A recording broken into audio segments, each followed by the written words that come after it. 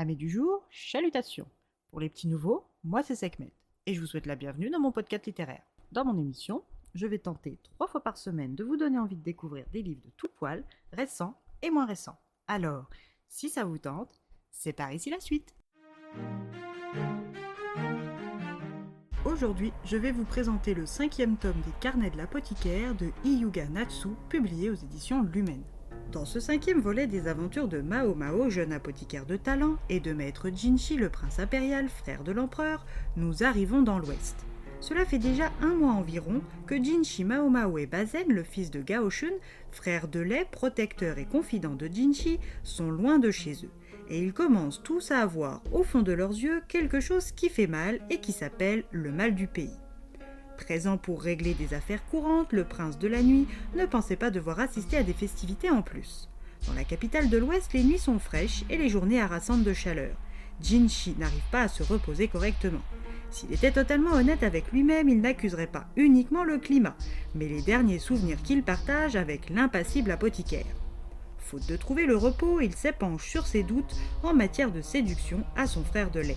Il aurait préféré Gaoshun pour ce type de conversation car son ancien protecteur et assistant avait et a encore une solide expérience de la jante féminine.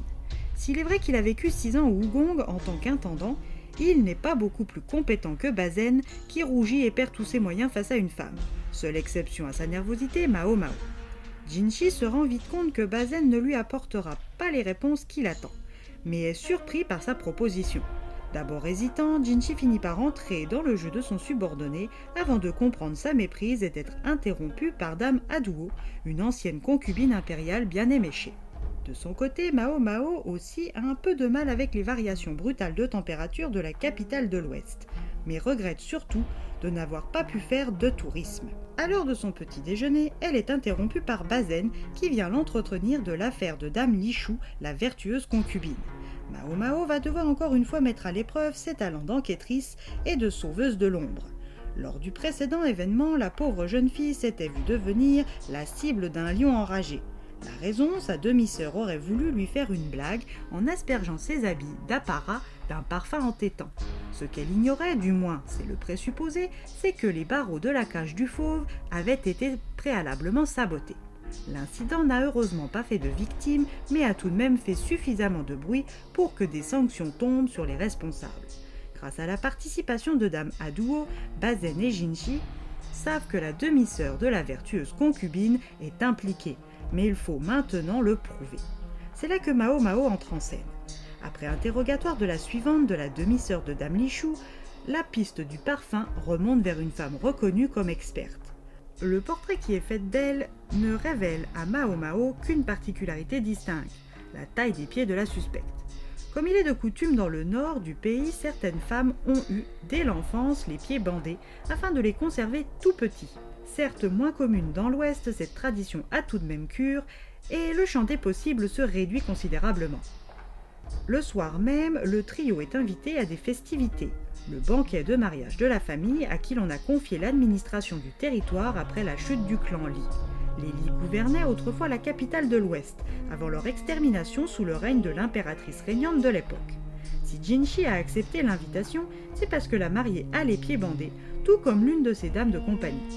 De plus, la famille du marié vient de Chaou, le pays d'où le lion était originaire. Et pour compléter le tout, le départ pour Chaou doit avoir lieu le lendemain des noces. Jinshi compte sur elle pour qu'elle trouve les preuves dont ils ont besoin pour innocenter la concubine impériale. Une fois sur place, Mao Mao s'ennuie jusqu'à ce qu'elle remarque l'absence prolongée de la mariée.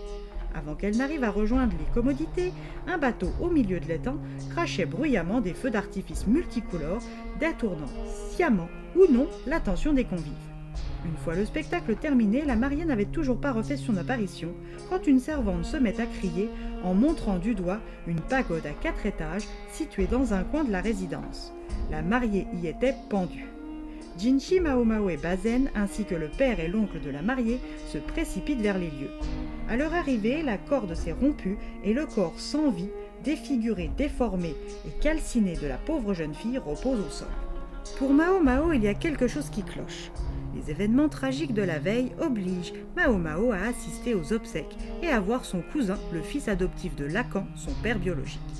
En amateur des chiffres, bien que vexé d'être convié aux funérailles alors qu'il n'avait pas été convié pour les noces, il aide Mao Mao dans sa recherche de réponses, jusqu'à la solution. Encore une fois, la talentueuse Mao Mao a vaincu les intrigues de cour. Si ces déductions vont permettre à la gentille Lichou de rentrer au Wugong, elles ne vont pas lui éviter d'être encore dans l'œil du cyclone. Qu'a bien pu faire cette pauvre fille à l'univers pour que celui-ci s'acharne de la sorte sur elle? Mao Mao, Jinshi, Bazen, Lahan, Damaduo et les autres vont-ils arriver à la sauver?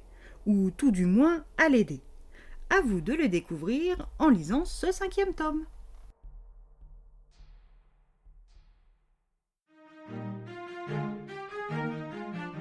Comme toujours avec cette licence, c'est un plaisir de lecture renouvelé. Les enquêtes se succèdent et ne se ressemblent pas, les personnages évoluent tous à leur rythme, tout comme leurs interactions et relations. Et bien voilà, j'en ai fini pour aujourd'hui. J'espère que cet épisode vous aura plu et vous aura donné des nouvelles idées de lecture. Si vous souhaitez découvrir d'autres petits bonbons littéraires tout droit sortis de ma bibliothèque, je vous retrouve le jeudi 10 avril prochain pour un nouvel épisode. Et si d'ici là je vous manque de trop, vous connaissez le chemin sur Instagram, @leslectures de Sekhmet. Sur ce, chalut les amis et à la prochaine.